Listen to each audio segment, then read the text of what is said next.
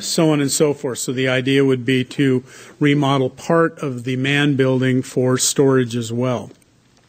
This is just a very basic space analysis of things that could happen in the 4th Street location, the former police station. I do want to point one thing out, and that is that the idea would be to change the access into that building from the only ADA access is back here along Washington Street next to Caney Brothers Music, next to the alley. You have to go all the way around through here if you want to, if you're in a wheelchair or need disabled access.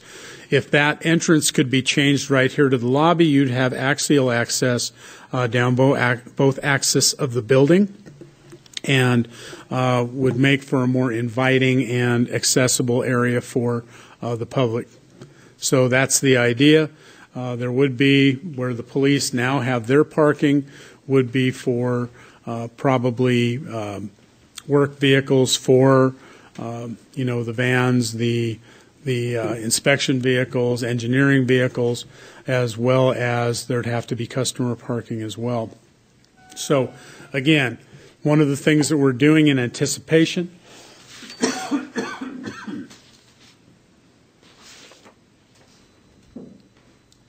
is we are talking to a consulting architect to take a look and see if it would be possible to come up with a similar conceptual design for this building as was for the police station on Jackson Street. So again, this is just a mock-up done by staff.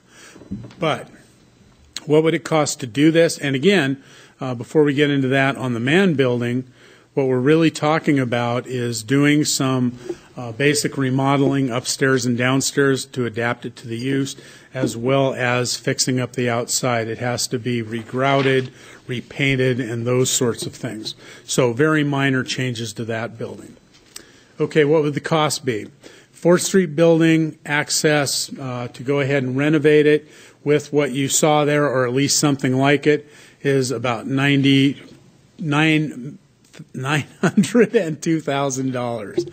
And that is to fix the ADA access, make it a usable office building. Excuse me, I think I'm running out of vocal cord horsepower here. Okay, so that is an additional $902,000. The man building, much less, $227,000. And again, we have built these on the same basis as the police station on Jackson Street, the same estimates, so on and so forth. So we have contingencies, escalations, and those sorts of things. Now, of course, this would have to be a multiple phased approach, because you couldn't move the folks from community development engineering until the police station's done. The police were moved from their facility over there. You then need to build or remodel the police station, former police station, to house those folks. As soon as community development and engineering move over there, you can then begin the remodel on the man building. So it moves ahead, and it's about a 3-year process, or at least a 2-year process. So we'll talk about that in a moment as well. So, taking all those together, we have a construction costs and project costs of about $8,125,207. And again, this is an estimate at this point, and we need to retain some professional cost estimators to help us with this, so we dial it in even more, because if the council decides to direct us to move forward with this, we will need some pretty good estimates to go forward to the public with. So this is the project timeline I just talked about.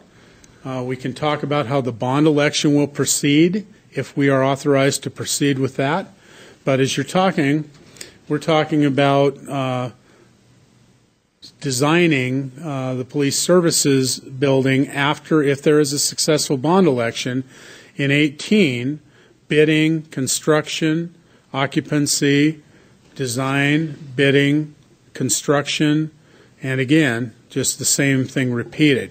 Now, there is some room for some economies here. For instance, you could start the 4th Street renovation design while the police are still in the building. So we can still amend the timeline somewhat, but we're still talking about at least 2 to 3 years in order to do this entire series of projects. Okay, staff recommendation. One thing I noted in the memo in your packets today, that in discussing the multiple bond project that we had discussed back in 2015, Bond Counsel and our financial advisor advised us that if you have different projects that are different things, like constructing or fixing parks and rec parks versus general public facilities, you have to have a vote for the general public facilities and a separate question for the parks, a separate question for street improvements. So you might have had 4 or 5 questions on the same ballot. Now, each of those questions will either succeed or fail, whether the individual you meet the 66 2/3 requirement. So their suggestion was, in order to reduce confusion, focus the city's efforts and the public's attention on a public facilities bond. Since the council had the MCA for a police facility was the top issue, that we had very real space needs in the man building, that and information systems, that you could have a single bond question regarding city facilities. And then, of course, your public outreach talks about the separate projects within that public facilities. But if those were the direction of the city council, it would be a single bond question. That measure we're estimating right now at $8.5 million, because we have not retained professional assistance to get our estimates. As I indicated, it was 8.125.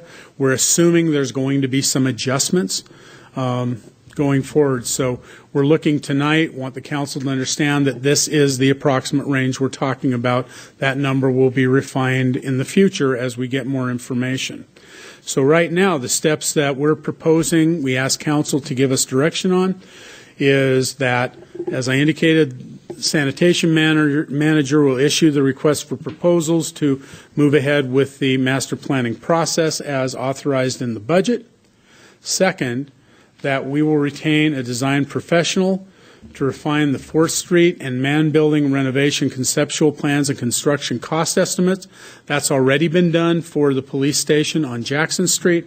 Now we need to do it for 4th Street and the man building.